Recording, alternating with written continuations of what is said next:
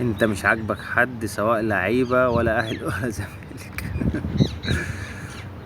والله بص، انا اكتر واحد اتمنى الاهلي يبقى حلو يعني، واتمنى الاهلي اكتر من الزمالك لان انا اهلاوي، وبتبسط جدا لما الاهلي بيبقى مستواه عالي جدا، وحاجه بتفرحني قوي.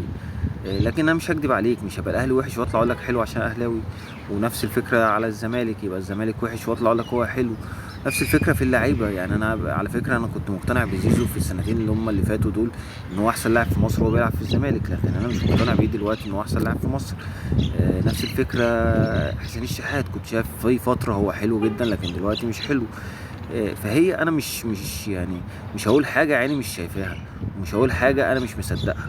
بس فهي ملهاش علاقه والله باهلاويتي او زملكاويتي، او ان انا طالع انتقد وخلاص. انا بقول فعلا اللي انا شايفه ده من وجهه نظري، ولو انت ليك وجهه نظر ان الاهلي حلو او الزمالك حلو او في اي لعيب في الدوري المصري حلو، قول وجهه نظرك وكلنا بنحترمها يعني.